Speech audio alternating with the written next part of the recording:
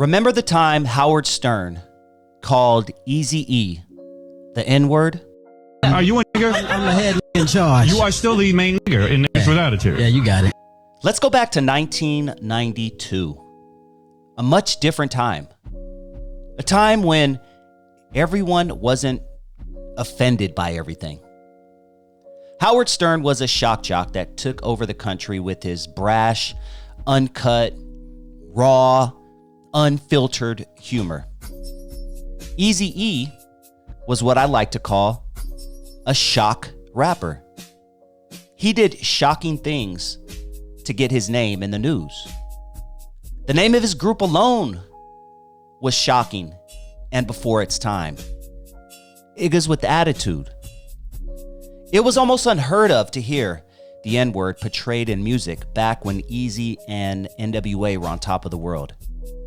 Yet, here is this group that has the balls to refer to themselves as niggas. Eazy-E was on the Howard Stern show several times, but this one particular interview I found very interesting.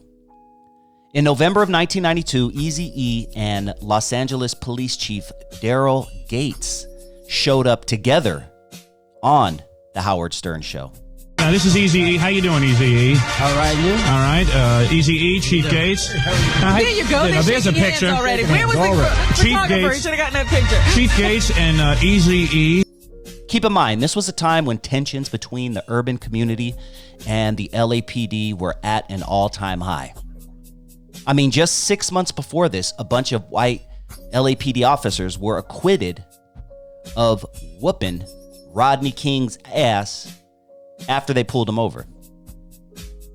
This was the first time a beating like this had been caught on camera due to the fact that a nearby neighbor caught all the action on camera as he was trying out his new handheld video camera he bought.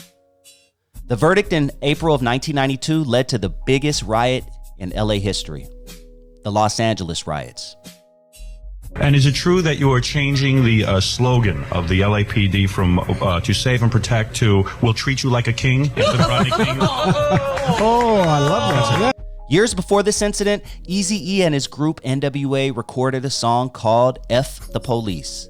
So it was very interesting to hear Eazy-E and LA Chief Daryl Gates on the same program together, let alone the Howard Stern program. Now you are with NWLM, right? Niggas with lots of money, because you've made a lot of money as a rap star. Is that correct? That's correct. That is correct. So you're pretty well set now. You and Chief Gates have more in common than you know.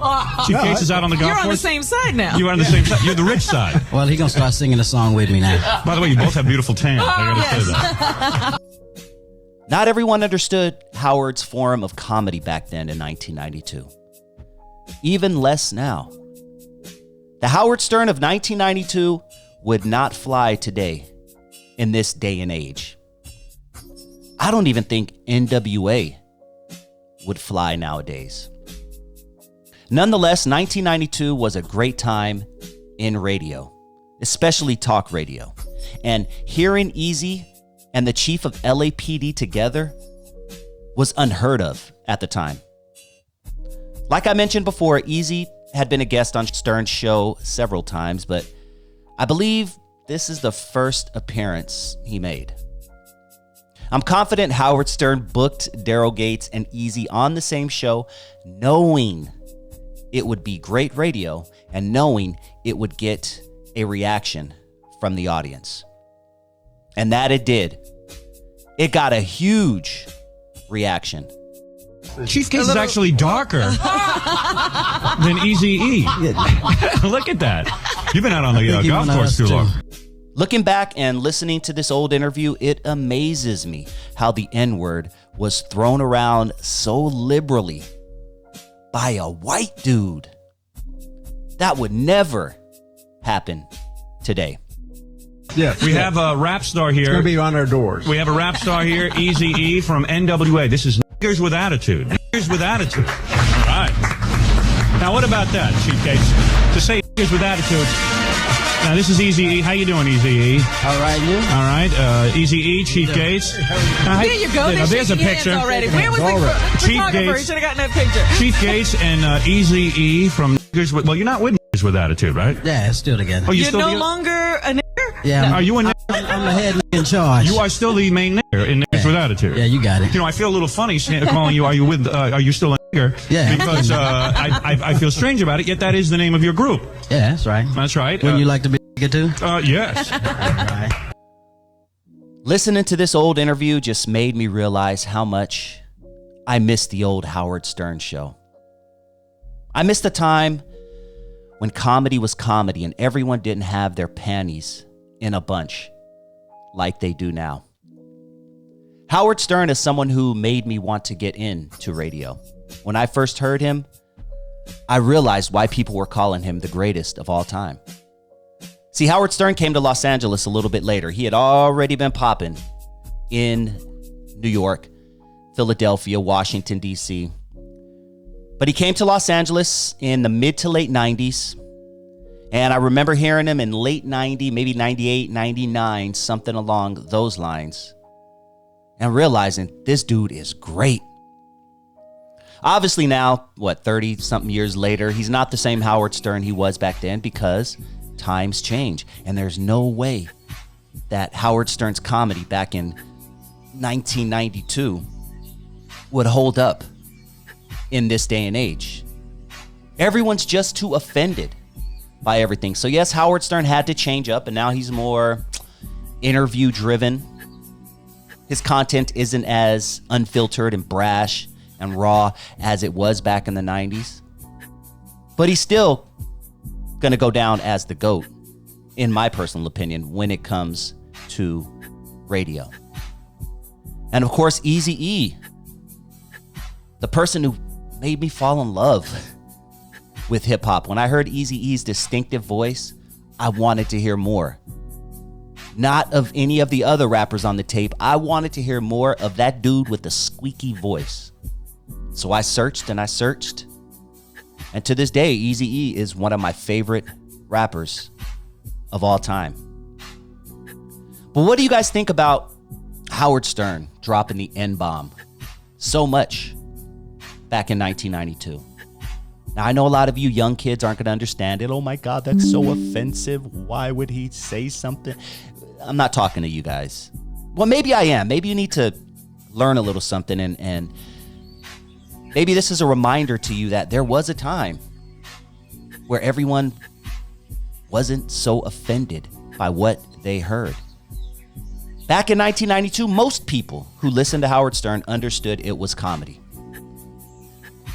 And I mean, Howard Stern's co-host, who is still his co-host to this day, is a woman of color. So that always made me realize, Howard he's not what a lot of people tried to make him out to be back then. But I do find it very interesting that this N-bomb was dropped so much back then. But I would love to know your thoughts. What do you guys think about Howard Stern dropping the N-bomb right in front of Eazy-E and Chief Daryl Gates, for that matter? I'm going to put the link to the full interview in the description so you could go down memory lane and check out the interview that Eazy-E did with Howard Stern back in 1992. So if you want to check out the full interview after this video, go to the link in the description and you can enjoy that video specifically. But I want your comments down below. What do you think of 1992 Howard Stern dropping that N-bomb like it's nothing? Me personally, I don't have a problem with it. If black folk can use it, then everyone else should be able to use it, in my opinion. And that's where we are nowadays. I mean, nowadays, Asians use the N-word. Caucasians use the N-word. I mean, everyone, Latinos use it more than black folk. I mean, it's just, it's pop culture now, man, to call each other the N-bomb. I've never really liked that word. I use it in satire. I use it in comedy and things like that, but that was never a word that I used regularly in my adult life. I think I left that word in my teens. I used to drop the N-bomb back when I was 14, 15, 16, 17. What up, my nigga? What up, my nigga? What up, my nigga? But now, I feel like an idiot saying that word at 50 years old, because I know it's a horrible word. And I know that it comes from a very dark place. And I just despise the fact that my fellow brothers out there use it as a term of endearment. But what do you guys think? Comment down below, please do that. And please hit that like button if you have not already. Go on and smash that like button. And please hit that subscribe button if this is your first time joining the channel and you like what you hear. Whatever happened to D.R.S, aka Dirty Rotten Scoundrels? Y'all remember the song Gangsta Lean, right? In that gangsta lean, that gangsta lean. Gangsta Lean was so emotionally resonant that it was often played at real funerals throughout the 1990s, making D.R.S. one of the few R&B acts whose debut single transcended radio success and became part of cultural mourning rituals. So what happened? Why did they suddenly disappear? Let's talk about it.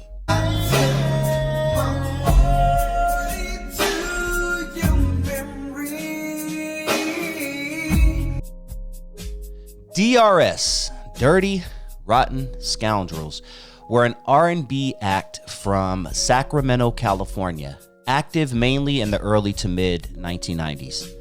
Their members consisted of Sem, Blunt, aka Blunt Johnson, Picasso, Maverick, aka Mav, and Dr. Ice. They emerged during a wave of R&B acts that mixed street conscious themes and gangsta imagery with traditional soul harmonies. Think Boyz II Men mixed with a little bit of West Coast hip hop. While the group wasn't explicitly a gang affiliated R&B act per se, their image and lyrical content reflected the realities of growing up around gang culture in Northern California, particularly the Crip blood dynamic that heavily influenced the aesthetic and language of 1990s urban music.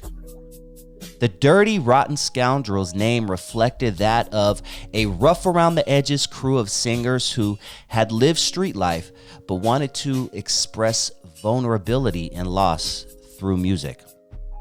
This led to their 1993 hit, Gangsta Lean.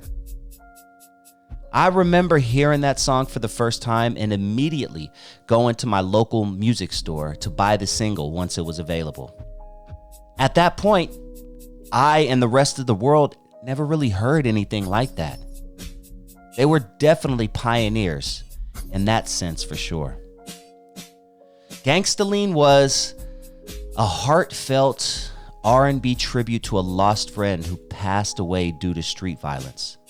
The chorus, "This is for my homies in that gangsta lean, that gangsta lean," resonated deeply with both R&B and hip hop audiences, especially in the early 90s when many young men of color were losing their lives to the streets.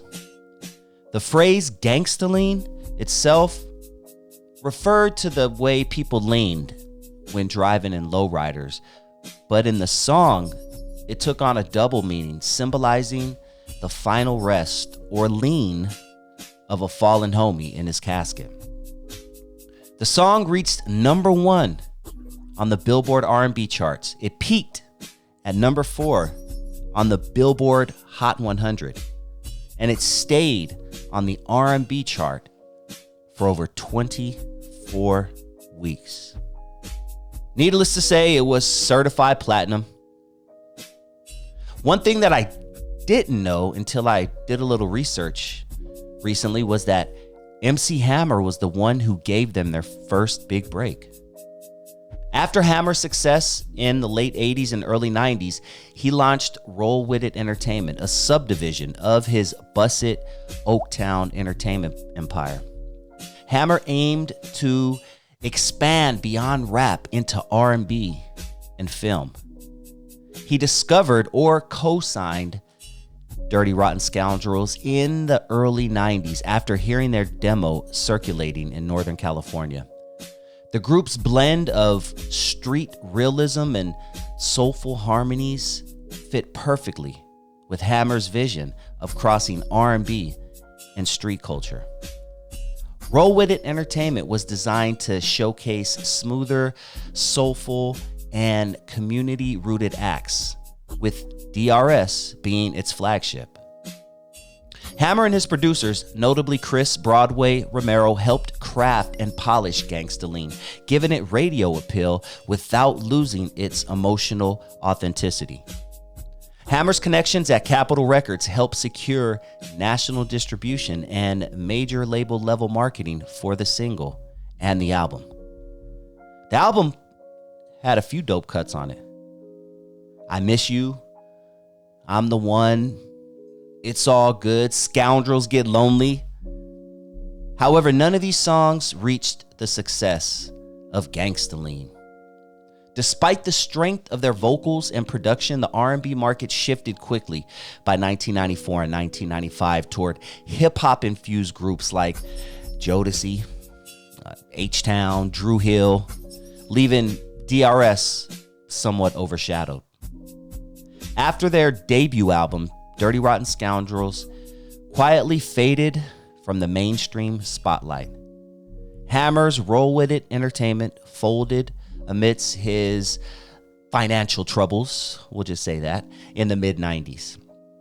Some members continued performing or recording independently around Sacramento and the Bay Area, but nothing reached the success of Gangsta Lean. In later years, Gangsta Lean found new life as a sample and reference in hip-hop and R&B, especially in tribute songs for fallen artists. It remains one of the most iconic funeral or remembrance songs in 1990s R&B history. Up there with songs like Bone Thugs and Harmony's Crossroads. What are some of your favorite funeral songs? I really love this one, obviously.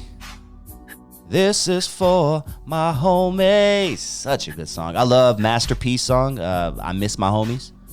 I really miss my homies, even though you're gone away. I know you're in a better place, and I hope to see you soon one day. I'm just sitting here days thinking about all the times we had, thinking about the past. Some was good and some was bad. Remember Dante? It was a group of us, just a group of 5. Now 3 dead, 1 in jail. It seems right now I'm the only one alive. I don't care what y'all say, man. Silk the Shocker was the hardest one on No Limit, in my personal opinion. But that's a whole other story for a whole other day. But I love that song, I Miss My Homies. Definitely love, what's the song by Tupac? Last One's Left. How many niggas fell victim to the street? Rest in peace, young homie. There's a heaven for a G. Be a lie if I told you that I never thought of that. My niggas, we the last ones left. But life goes on. Life goes on, right? It's Life Goes On. I think that's the name of the song. Classics. But what are some of your favorite funeral inspired songs? This may be a morbid question, but what song do you want played at your funeral? Comment down below. And please, if you enjoyed this video, I need you to hit that like button. Really appreciate if you hit that like button. That's the main thing I need you to do. And please hit that subscribe button if this is your first time joining the channel and you like what you hear.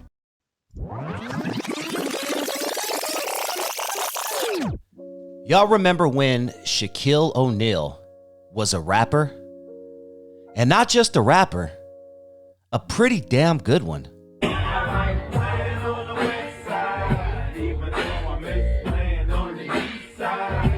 Shaq began his NBA career in 1992 after being drafted as the #1 overall pick by the Orlando Magic. At the time, he was one of the most hyped rookies in NBA history. A 7'1" powerhouse with charisma, humor, and mass market appeal. Shaq was a crossover celebrity, larger than life, loved by kids, and always on TV. His personality made him a perfect fit for the early 90s hip-hop mainstream crossover scene. Shaq had a genuine love for hip-hop since childhood. Growing up in Newark, New Jersey, and later on army bases in Texas and Germany, he was influenced by old-school rap pioneers like LL Cool J, Public Enemy, Eric B. and Rakim, and Run DMC. He began freestyling as a teen and carried that love into adulthood. Once he became famous, his charisma and deep voice naturally lent themselves to rapping. He's often quoted saying he started rapping to show people athletes could rhyme too, and to bridge the gap between basketball and hip-hop culture. He eventually appeared on Fushnikin's 1993 hit, What's Up Doc, Can We Rock?, which introduced him to hip-hop audiences and helped launch his rap career. In 1993, Shaq released Shaq Diesel on Jive Records, a major label known for acts like A Tribe Called Quest, KRS-One, R. Kelly, and later down the line, Britney Spears. And this album was pretty damn dope. The album had production by some of the best at the time. Def Jeff, Eric Sermon of EPMD, Ali Shaheed Muhammad of A Tribe Called Quest, K-Cut of Main Source. His album also featured Phife Dawg from A Tribe Called Quest and the Fushnikins, one of my favorite groups back then. His breakout single, I Know I Got Skills, went gold and peaked at number 35 on Billboard's Hot 100. He also released I'm Outstanding, which is one of my personal favorites, and Shoot, Pass, Slam. The album went platinum, making Shaq one of the few artists and athletes to ever achieve this goal. The vibe of the album was fun, playful, and full of heavy East Coast boom bap production. In 1994, Shaq released Shaq Fu to Return, also on Jive Records. On this second album, he enlisted producers Eric Sermon, again, Redman, Warren G, and RZA. This album had guest appearances by Method Man, Redman, Keith Murray, and Def Jeff. The project contained a great song called Biological Didn't Bother, a personal track about his estranged father, and a song called No Hook, featuring Method Man and RZA. The album went on to be certified gold, and the vibe of this album was more mature, more gritty. Shaq tried to prove he could really hang with real lyricists. Critics were mixed, but the hip-hop community respected his attempt. In 1996, he released You Can't Stop the Rain, this time on Interscope, not Jive. He enlisted producers DJ Clark Kent, Warren G, and Chris Stokes, with guest appearances by the late great Notorious B.I.G., Jay-Z, Mobb Deep, and Lord Tariq and Peter Guns. His hit singles for this project included You Can't Stop the Rain, featuring the Notorious B.I.G., and Straight Playin'.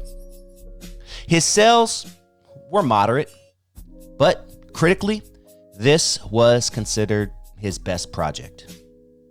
This album was much more polished and serious. Shaq leveraged his fame to work with some of the best MCs of the era, and Notorious B.I.G.'s verse on You Can't Stop the Rain is often cited as one of the strongest verses of that year. In 1998, he released Respect on A&M Records, this time enlisting producers DJ Quick, Battle Cat, and DJ Clark Kent. He had guest appearances by DJ Quick, Peter Guns, Warren G, Snoop Dogg, and Bobby Brown. Although he had some strong singles for this, the Still Can't Stop the Rain remix and The Way It's Going Down, the album did not chart strongly, and it was considered a commercial flop. The vibe of the album was very West Coast influenced. Laid back, G-funk. And Shaq's delivery improved though, but by 1998, the novelty of rapping athletes had pretty much faded.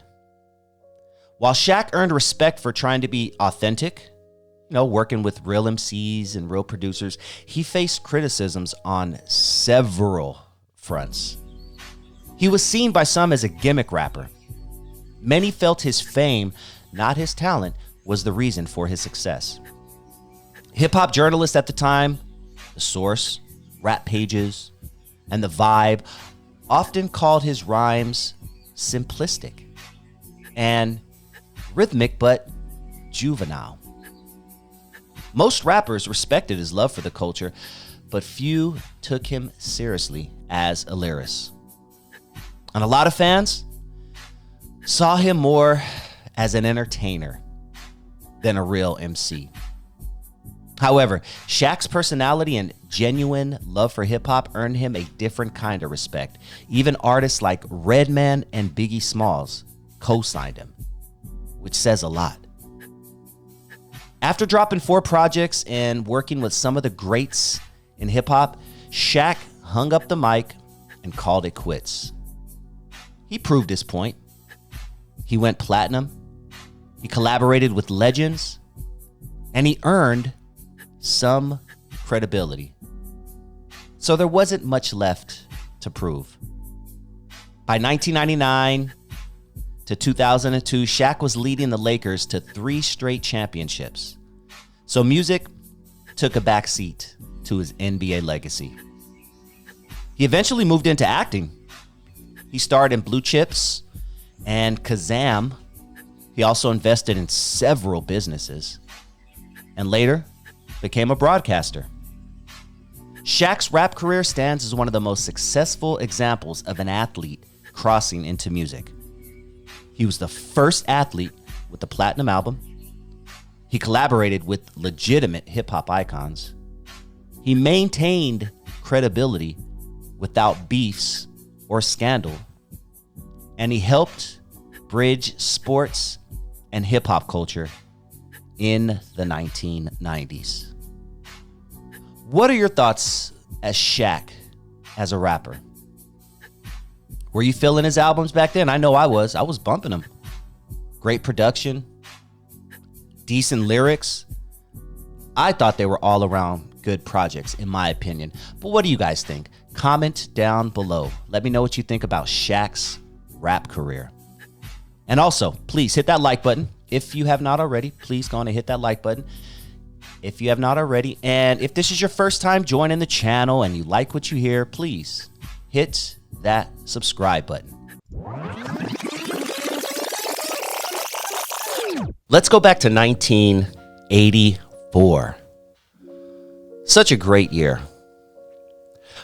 I was only 6 years old at that time, but I remember 1984 very vividly. Specifically for a few things. And one of those things being a certain movie that was released in 1984 that changed my life. That almost introduced me to this thing called hip hop. And it wasn't even called hip hop back then. It was a movie called Breakin. I'm sure you've heard of it. Breakin, and you just don't stop. Here comes the movie that's fresh and hot. Turbo and Ozone. It's a classic movie, and it's one of the earlier memories of my life that I remember. So today I'm going to discuss Breakin. Y'all remember it? Classic movie. But let's talk about 1984 a little bit first. 1984, if you are alive at that time, you are blessed. You are a lucky person because 1984, as a kid, was dope. Cartoons, we had Voltron, Heathcliff. That was one of my favorites. Y'all remember Heathcliff the cat? GoBots, Transformers. more than meets the eye. Autobots wage their battle to destroy the evil forces of the Decepticons. Do y'all kids think Transformers is this new thing? And they just started making the movies like 20 years. Nah, dog. Transformers was huge when I was a kid. And in 1984, there was nothing bigger than Transformers. I mean, Pink Panther. We had a lot of dope cartoons. If you're about my age, comment down below. What cartoons do you remember from the early 80s? I mean, 1984 even had some of the best music albums to be released.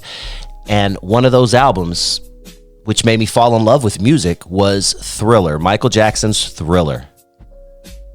But 1984, we had, Bruce Springsteen, Madonna, obviously Run DMC.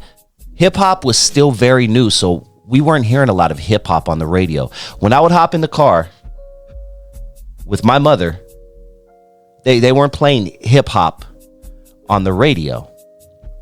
They were playing pop. You know what I mean? 1984, The Cars, you know what I'm saying? Rush, Twisted Sister. Like, these are things that they were playing on the radio. Kool and the Gang. That was about as close as it got to rap or hip hop. In fact, when I first was listening to Kool and the Gang, I didn't understand rap/hip hop. So I kind of got them confused. I got funk confused with hip hop. And then I just started slowly studying the art form and the music. And I was like, oh man. So Kool and the Gang was one of my early introductions to music, and Michael Jackson's Thriller. Some of the TV shows we had in 1984 doesn't get much better than that. The Cosby Show, shout out to Bill Cosby. Miami Vice, come on, dog. Night Court. And these shows ran for years. So even if I didn't understand them at that time, I was able to watch them 4, 5, 6 years later and get the jokes. Charles in Charge. Y'all remember Charles in Charge? Charles in charge of our days and our nights. Charles in charge of our wrongs and our rights. What were your favorite TV shows growing up as a kid? Comment down below. But today it's about 1984, and more specifically, the movie Breakin. The ultimate show with Kelly, Ozone, and Turbo. I had the honor to interview Michael Boogaloo Shrimp, who played Turbo in the movie. My favorite character personally.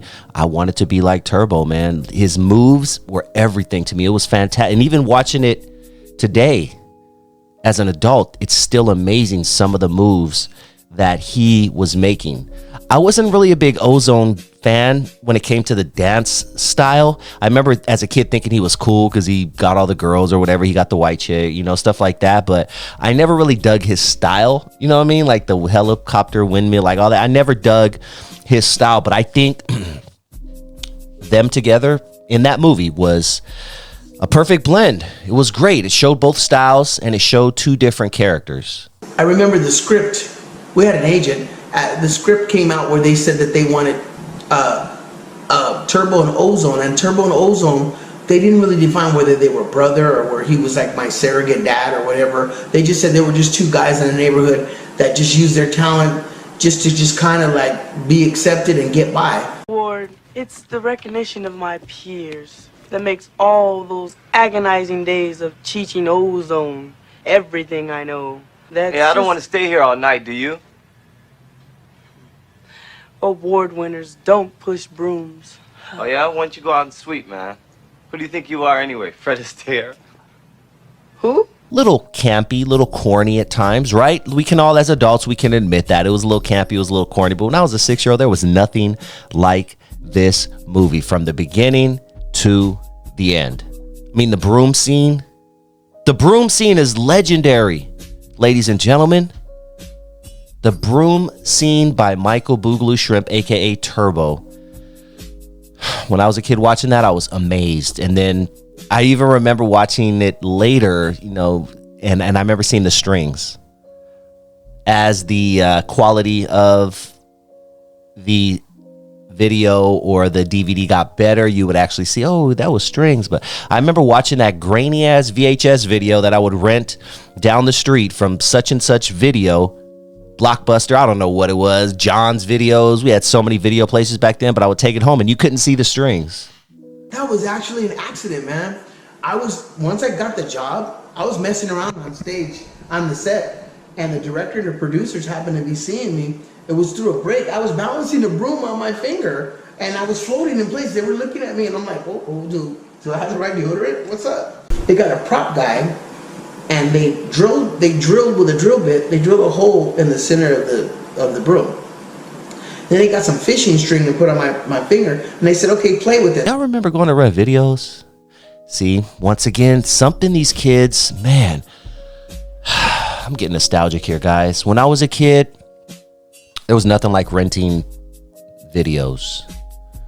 Going out on a Friday or Saturday, you know, your mom would take you, whoever would take you, they would rent what they want, and then you would rent what you want, and then you watch a movie. I was watching Nightmare on Elm Street in 1984. That's another one. I was 6 years old. I would go to sleep to Nightmare on Elm Street. Yeah, I'm a little weird. But I would go to sleep to Nightmare on Elm Street. But there was nothing like going to the video store, man. Maybe getting some licorice or some ice cream or something there and taking it home and just enjoying it. Oh, man, you kids don't understand. Now everything, you don't even leave the house. And I get it. I enjoy. I don't like going to the movies anymore. Movies, I'm good on the movie. I like, if I'm gonna watch a movie, I want to watch it from my home. I'll pay to watch it from my home. I can drink, I can toke whatever I want. Like I'm good on going to movie theaters and spending damn near $25 per person for a ticket. And no, I'm good. I don't care about all the reclining seats and all that stuff you have. Nope, I'm good. I would rather watch it from my home. But back then, there was nothing like going to the video store. And you kids don't know about the video store, man.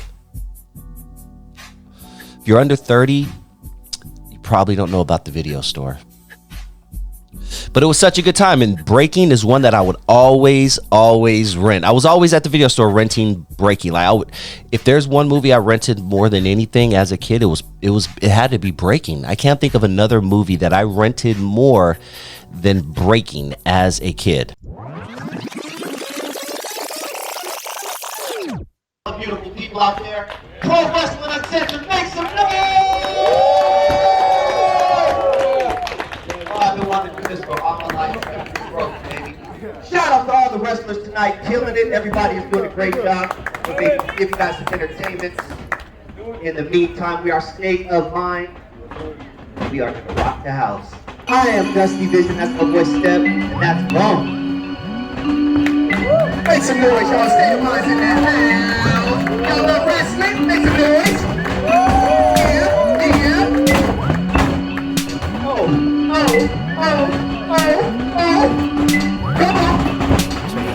Come on. Yo. Who's really ready to get this shit poppin'? State of mind in this motherfucker, we not stopping. Locking the game ahead of our time, but that was 20 years ago. We still killing the rhyme. It's the reunion, unification of the dopest niggas. I still throw it up and I'm still making the figures. I'm a grown ass man with a lot to live for. Barefoot, walking on the sand and seashore, chilling, living my life to find a better way. Overlooking the ocean before retirement day, and I'ma get it because I'm different, not like you. Mamba mentality told me to do what I do. Creativity, I'm a Libra. I balance the scales, giving my gift to the world like show and tell. But don't well, I'ma package it, maybe you will buy it. Just give it one verse when you listen. I'm Try a to little tell me bit it's different. I don't know why I do what I do. I just don't wanna be like you. I just don't wanna be like you. I'm a little bit different. Cause the sky ain't always blue, and the moon ain't always new, and the sun ain't always cool. I'm a little bit Wake up in bed, third eye wide open, other two eyes cloudy because of all night smoking on some clone guy. Fire got me higher than a UFO. Breathe through your nose, hope that smoke relax, exhale slow. Down the rabbit hole we go, never searching for the tricks. Freaks come out at night from what they say and they legit. Experience, seize the moment, opportunist. I make love to the pressure, when I go all in, it cease to exist. Don't get me pissed, your whole style gets drowned in the abyss. Can't ride my wave, I leave you in the brush, do reckless. Swim with the fishes, can't find your body, no reminiscing. Now you're wishing, you never fuck with the birth never ending. Lesson learned, I'm on your head, lace front perm. Pass through your skin, now you addicted Nicoderm. Never ever cross the line, you will get burned. Just sit back, take notes and wait your turn. I'm a little bit different. I don't know why I do what I do. I just don't wanna be like you. I just just don't wanna be like you. I'm a little bit different.